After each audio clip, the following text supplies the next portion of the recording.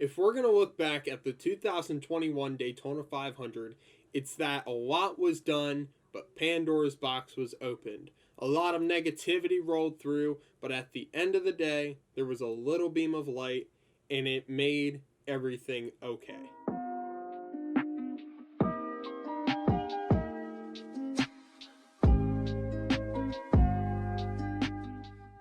Hey everybody, my name is Matt Skipper, and welcome back to my channel. The 2021 Daytona 500 is a wrap, and that means the 2021 NASCAR Cup Series season is underway. But before we start the full season, we need to talk about what happened in the 2021 Daytona 500, rehash on everything, recap, and learn and move on. I think that's the best thing that we can do from each race. So with that being said, let's review this year's Daytona 500. But before I go into the review, I need to address the elephant in the room. We need earlier start times. Noon. I think a lot of other people have said it, but I think it needs to be said more by other people. And the reason for this being is, I'll be honest, I really like the later start times. I enjoy later start times, especially with the Daytona 500. When you're seeing it in person and you're watching it at night, it's super exciting. I'll tell you what. I mean, when those wrecks are happening, with 10 to go and 5 to go, and it's sunset and going into the night, it is exciting. I will be honest with you guys. However, I think the time has come where the Florida rains and the Florida storms are too risky to try and get super exciting night finishes. We don't need to be staying at the track until 12 or 1 a.m. like we have in the past. Specifically, what I'm thinking about is 2012 and 2014. Those were way too late, and it doesn't need to happen anymore. So I think if we push towards noon start times, it would be more accommodating towards the broadcasters, such as Fox, and the fans, so that they can get home before the storms come. I think noon start times would work better. So let's get this show started. And it wasn't until lap 3 for a caution to happen, and it was with Derek Cope. Everybody was betting, okay, how long is Derek Cope going to be running in this race? Because it ain't going to be very long. Well, it turned out to be lap 3 when he tears down a tire in turn 3. Reminiscent of 30 years ago, Dale Earnhardt tore down a tire and hit the wall and lost the race. Who won that race? Derek Cope. 30 years later, Derek Cope, his final Daytona 500 start on lap 3, tears down a tire in turn 3 and is out of the race. If that ain't weird, I don't know what is. Going to lap 14, the big one. And boy, it took out a bunch of cars. 16 of them. William Byron, Martin Truex Jr., Ryan Blaney, Ryan Newman. Man, you got to feel for Ryan Newman, especially all of those guys. Eric Almirola, Alex Bowman. There were so many guys that got involved into that wreck. It was just, it should not have happened that early. But, it's a byproduct of the racing and just having to learn super speedway etiquette. I think that is the main lesson there, especially for Christopher Bell, who was the one that turned Eric Almirola into the field. Christopher Bell, that was just a rookie move.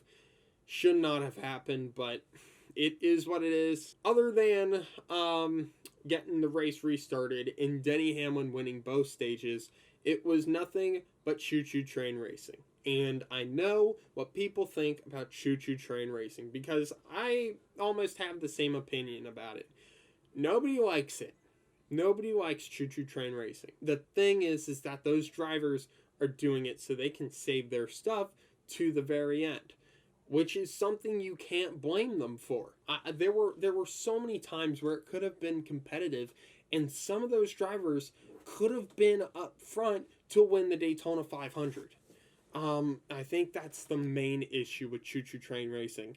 I will say it brings a lot of good strategy into it, especially with the manufacturers. Seeing Toyota going into pit, but they don't have the strength in numbers. So they have to try and find a way to get themselves up to speed quicker before the Chevys and the Fords. And then when Chevy comes in, they get shuffled back or they get up to the front. And same with Ford. There was a lot of good strategy that plays into those type of long green flag runs, especially with the manufacturers. You'd think it'd be super boring, but from the TV aspect, I thought they made it look pretty exciting. They made it look darn exciting, and props to Jeff Gordon, Clint Boyer, and Mike Joy. For the younger generation, that's going to be a good crew to watch each and every weekend. And I cannot wait to see Clint Boyer grow more as a broadcaster and as an analyst. And Jeff Gordon, or Clint Boyer actually helping Jeff Gordon fit more of the mold of the excitement build. So props to the Fox crew. So we're getting down to the final 10 laps. Nobody's making a move. And then one lap to go as they're coming down the back straight. Austin Dillon makes the move. And then Michael McDowell pushes Brad Keselowski into Joey Logano. They wreck, and Michael McDowell wins the Daytona 500. What? Michael McDowell wins the Daytona 500. I'm going to be honest with you guys. That was, on TV, you really couldn't just process what the heck just happened. You see Logano and Keselowski pushing each other for the win. You would think it would be a Penske one too, but my oh my, I cannot believe that Michael McDowell wins the Daytona 500. And props to him. Michael McDowell deserved that 500. I know there were some people on Twitter and maybe some people on other social medias saying that McDowell did not deserve that. He did. He really did. I mean, in 2019, he had a really good shot of winning the 500 as well. Just chose the wrong line to push, and he just wasn't there to try and win. So, seeing Michael McDowell win the Daytona 500 was an awesome sight to see. And that's what really closes up this Pandora's box of a Daytona 500.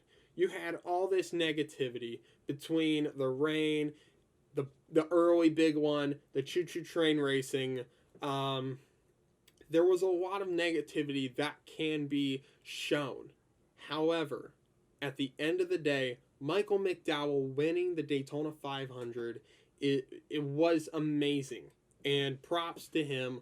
I do think he deserves more attention. I think he deserves a lot more publicity than what is being given to him right now. Because second place was Chase Elliott. And boy, if Chase Elliott won it, I think he would be the number one name on the planet right now with how NASCAR would advertise it. That love still needs to be given to Michael McDowell. I mean, if you think about it, a former champ car driver, a former start and park driver gets this chance with an underfunded team, doesn't have the best equipment in and out. He goes from the 2010 50th slowest car and makes it in the Daytona 500. 2011, same deal, except with a Ford team. I believe it was Phil Parsons Racing. I mean, there were just so many things that you could be so happy about towards Michael McDowell. And I think it is well deserved that he wins this year's Daytona 500. So now here are my final thoughts. And to be honest with you guys, I loved it and I hated it.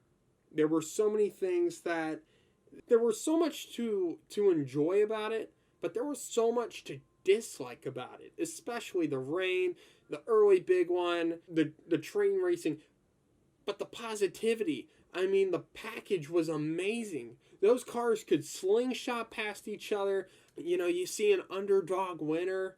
You see a lot of good cars competing. I think that was another thing that can be said about this year's Daytona 500. So I'm going to wrap it off there. Thank you guys so much for watching. Leave a like, comment, and subscribe for more content like this. And I hope to see all of you in the next video.